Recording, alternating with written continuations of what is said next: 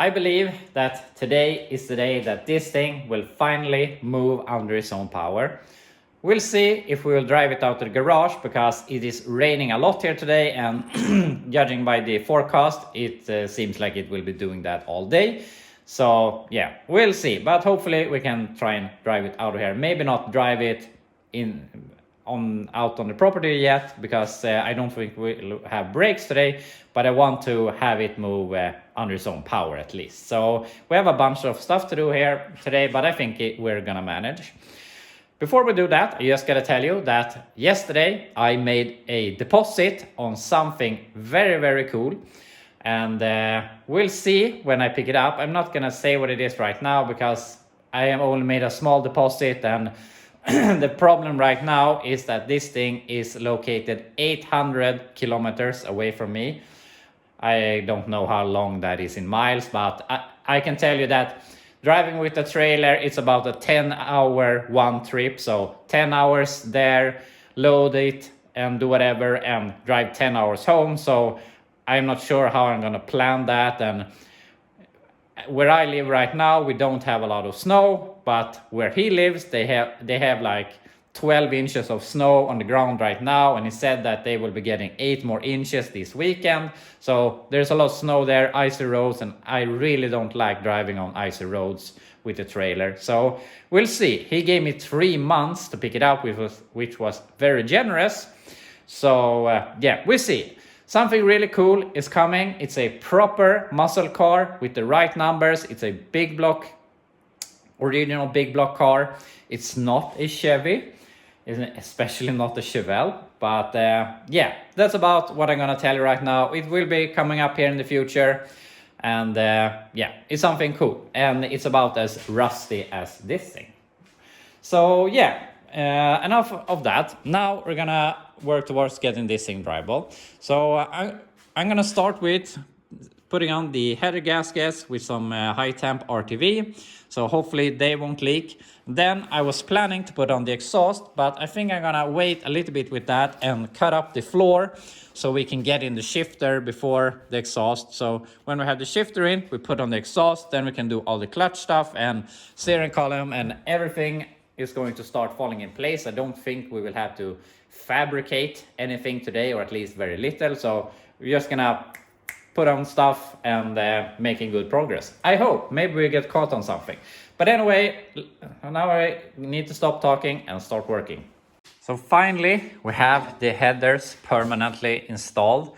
It has been so annoying to know that, I mean, I had the headers in the car, but I always knew that I had to remove them and work on the clutch and stuff. But now they're finally in the car for the last time, at least for now. So they are in. I put in the spark plug wire, so now we can start it again. I mean, it's annoying to work backwards when we had it running and remove stuff to have it not running. So that is done. We can put on the exhaust, which we will do pretty soon. But as I mentioned before that, I want to work on the shifter in case the driver's side exhaust is in the way. So unfortunately, we have to make a hole in the only thing in the floor that is actually rust-free. So I'm gonna start cut here and see how much we will remove. And I have been back and forth about this shifter that I have. I mean, it would ideally be better to have the lower shifter that will probably work better with the floor. But also, I think it might be pretty cool to have the shifter that raises it a bit with the shorter shifter, which gives it a little shorter throw, which, I mean, I have had a lot of manual cars with the long shifter, and now I can try something else. Maybe down the road we will change to something else.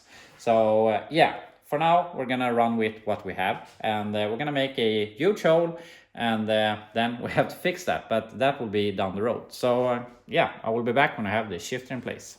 So I got the shifter in place. The hole is awful. It's way too big, and it obviously needs to build some sort of tower for this. But we have the shifter in place, and we're going to change out the floor either way. But it is in place, and it is really cool to shift with this thing. And I don't know why, I just really love manual transmissions. And I'm really happy that I went with this raised thing, because you get this up a bit, and obviously now I don't have a seat, unfortunately, and I don't really know where I'm gonna sit. but hopefully a little bit higher than this. But when you got the shifter up and having this short throw shifter, it feels really sporty, and it's really tight, this shift linkage. I mean, they can be really sloppy, so that's really nice. And I have already been sitting here and throwing gears because I think it's just so damn cool.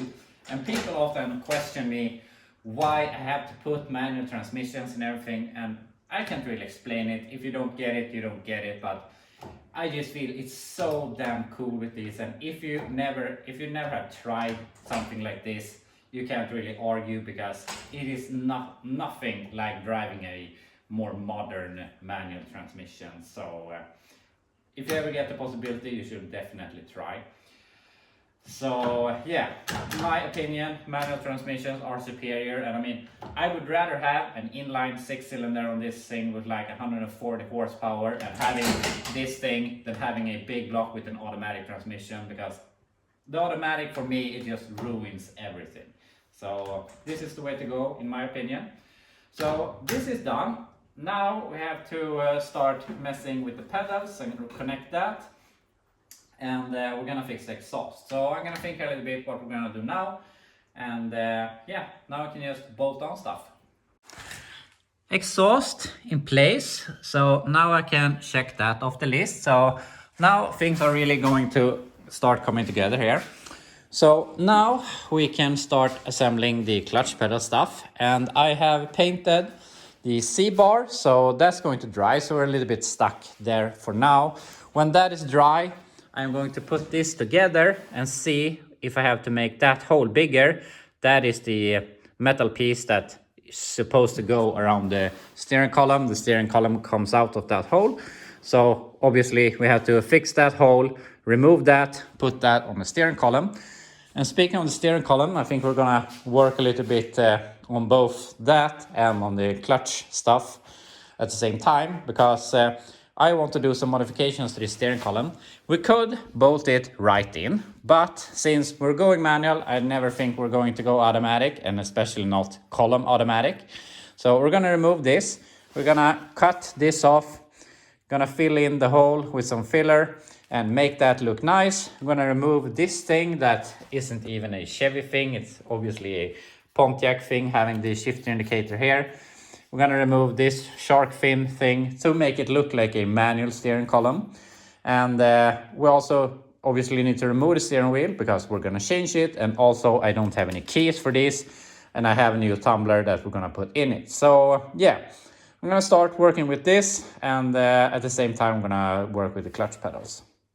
Now we have the steering column all taken apart, and it was a little bit harder to get out the ignition cylinder than I thought it would be. And I had something in the back of my mind that this was an issue, but if we look in here, we can see this slot. I'm gonna change. So you see this slot, and you can see my finger if I push it down here. You have to push through that hole onto the ignition cylinder on this place. The thing is, this hole is not a hole from beginning. It's cast through, or what you want to call it. So you have to punch out this hole yourself, which I did. So I could remove that. So that's good. So now I can go ahead, remove this and remove this. And something I was a little bit curious is I removed the shifter thing.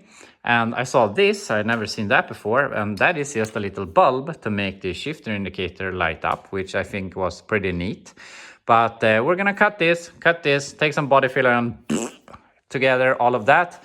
Then we can sand that and paint it black and make it look nice. Unfortunately, the turn signal cam is broken. You can see they're missing one of these plastic pieces over here. Maybe we can glue that, we'll see. But otherwise we'll have to buy that. But we're getting it into the car. We can fix this later if we need to. So the major thing is I want to get some filler on this so that can start to harden. And when that is hardening, we can continue working here. We got the C-bar in place so that we can mess with this hole and the clutch rod so that we can later on put these pieces back on the steering column. And at that point, we can probably get the column in the car and we can look at some other stuff. So yeah, that's the plan. So I'm gonna go ahead, keep working on the steering column, and when that is, the filler is hardening, we can continue working here.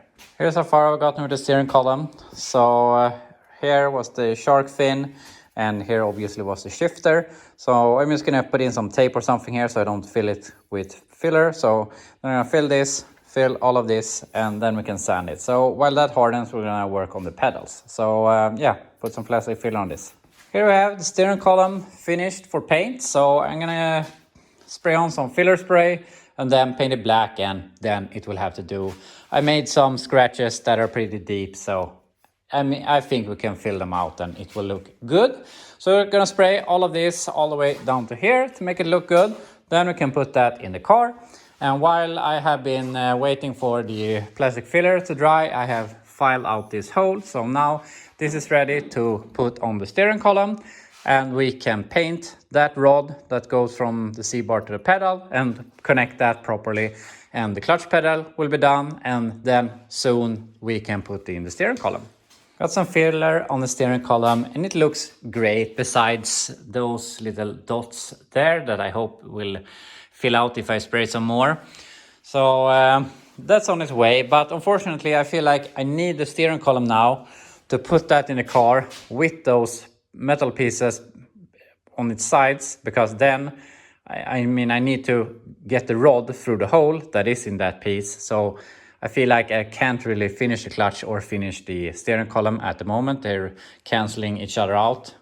So with that said, while we wait for this to dry before we paint it black, I think that we can fill the transmission with oil.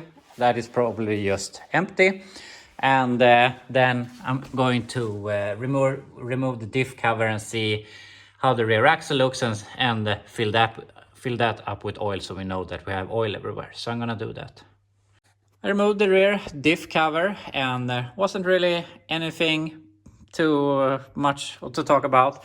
There was not a lot of oil, but the small amount of oil that was in it was very clean, so that's pretty weird. But we at least had some oil in it, but of course we have some surface rust. We do not have any limited slip or anything like that. And we have, it doesn't want to turn right now, but we have 11 teeth on the pinion and 37 on the, why can't I remember the name of the big gear right now? I can't remember that right now. Anyway, it is a 3:36 final ratio, which means that it will get, I would say it's a very good average gear ratio. We won't be doing any super wild burnouts, but also we can drive on the highway without revving to the moon. So I think it's a great gear ratio. So little bummed that there was no limited slip, but since if we're taking in consideration how this car left the factory with a 307 with a power glide and nothing special, I wouldn't think there was a limited slip anyway. So yeah, that's how it is. Maybe we weld it in the future, maybe we get a limited slip, we'll see. But for now, I'm just gonna put on the lid again, fill it up with oil so that we can continue working. Rear axle and transmission have oil, so I think it was really good that we checked the rear axle since it was so low on oil, and probably down the road we'll do an oil change, at least in the rear axle, and probably I won't be able to live with a one wheel peeler, so we have to do something to the rear axle down the road either way. So for now, that's good. We know that we have oil everywhere in the car. So, and as I was working on that, I started painting this in the background. So it looks really good. It's not perfect, but it doesn't need to be. It will still be the best looking thing in the whole car. And I painted this end also so it would look decent in the engine compartment. So I'm gonna let that cure for a little while. I'm not gonna stress it out, but we're a bit hanging on this right now, getting in the car to do the rest. But we're well on our way. But there is something we can do. But before, I'm gonna put this down on the ground now, because I can't figure out something I need to do under the car, and I'm so tired of hanging with my stomach here on the fender since I'm pretty short.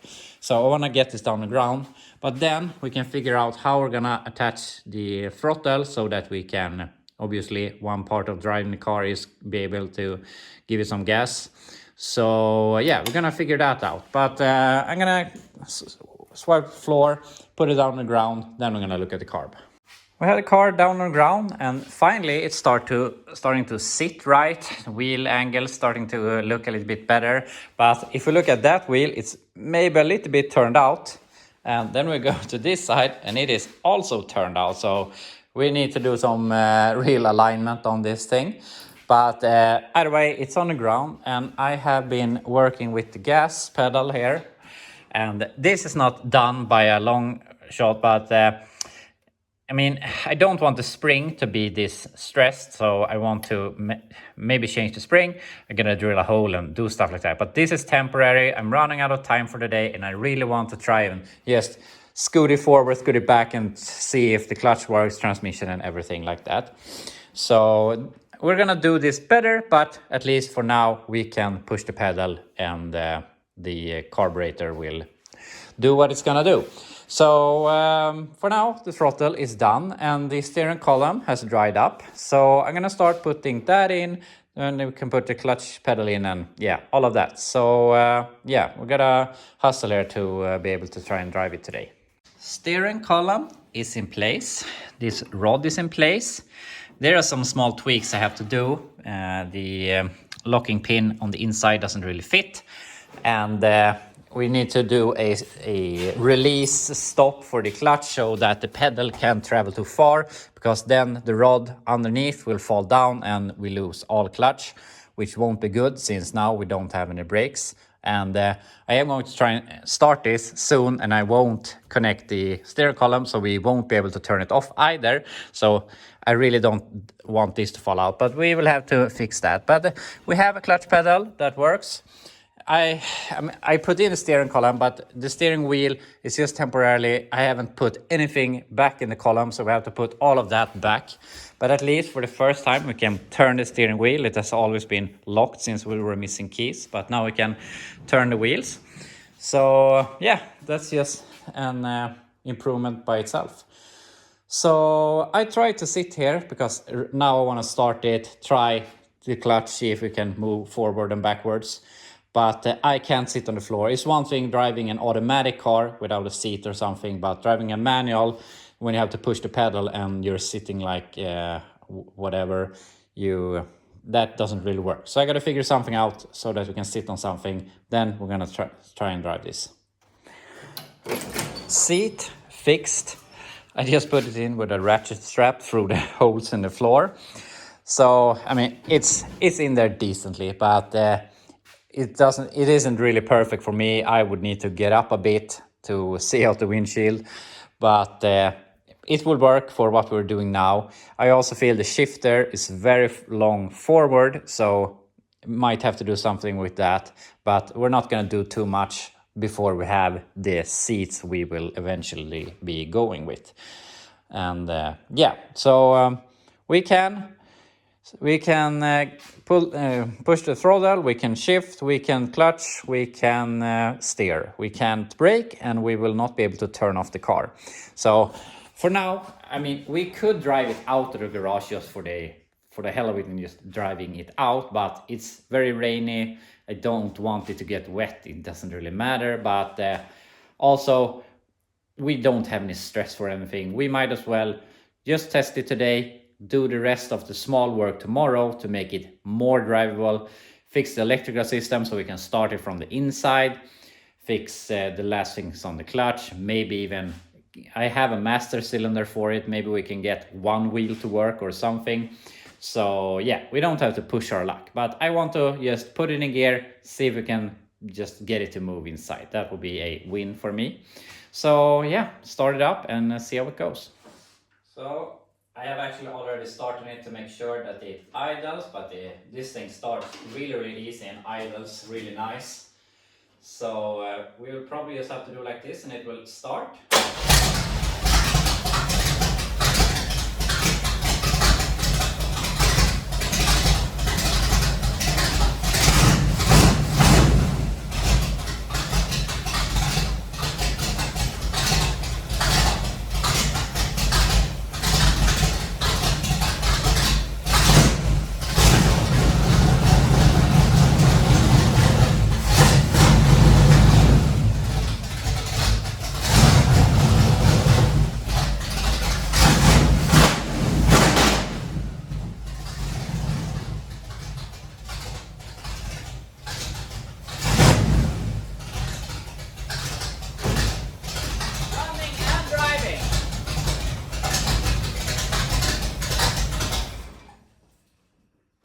So with just some few tweaks tomorrow to finish everything up, I really believe that this will be neighborhood drivable ready.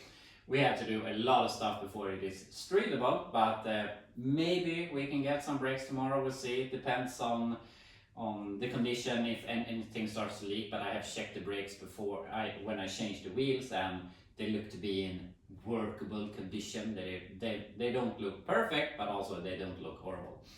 So we'll see how far we get tomorrow, but for the time being it is drivable back and forth, and tomorrow I really think we can get it to be a little more drivable. And the sound is, it sounds so badass at idle, and when you're just giving it some throttle and you start to letting out of the clutch, the clutch also engages a bit high, so we'll see. We have to do some work with that, but yeah, it sounds so awesome, but when you give it some throttle, it just falls out, and I just feel it sounds horrible. But we're not gonna judge it too much when it's in here in the garage and the sound is just bouncing everywhere.